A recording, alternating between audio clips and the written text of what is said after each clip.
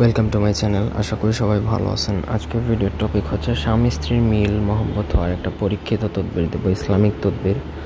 যারা মুসলিম তারা এটা প্রয়োগ করতে পারেন, অন্য ধর্মাবলম্বী ভাই বোনেরা অন্য ভিডিও প্রয়োগ করতে পারেন। এটা আপনাদের জন্য না। প্রথম থেকে পুরো ভিডিওটা না টেনে শেষ পর্যন্ত দেখবেন। আমার চ্যানেলটা অবশ্যই সাবস্ক্রাইব করবেন, লাইক কমেন্ট শেয়ার করবেন। আপনারা যদি আমাদেরকে দিয়ে কোনো ব্যক্তিগত কাজ বা তদবির, বান, জাদুটোনা, মারানো, চাটন, স্তম্ভন ইত্যাদি যে কোনো রকমের কাজ করাতে চান, তাহলে স্ক্রিনে দেওয়া নাম্বারে সরাসরি ফোন বা হোয়াটসঅ্যাপে যোগাযোগ করে যে কোনো কাজ করাতে পারবেন, দেশে বা দেশের বাইরে থেকে।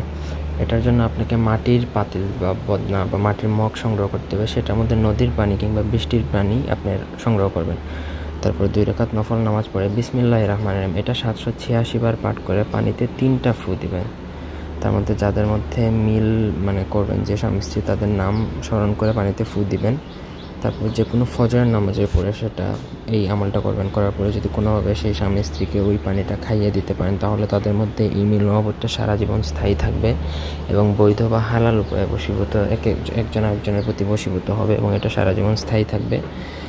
তো এটা অত্যন্ত প্রভাবশালী। যদি আপনি ঠিকমতো করতে পারেন, ঠিকমতো নিয়মে, তাহলে এটা শতভাগ কার্যকর। আপনার বদমেজাজি বা খারাপ স্বামী স্ত্রী যেই হোক, সে আপনার বাধ্যগত হয়ে যাবে, মিল মহব্বত ঠিক হয়ে যাবে। তো এই ছিল আজকের ভিডিও। ধন্যবাদ সবাইকে।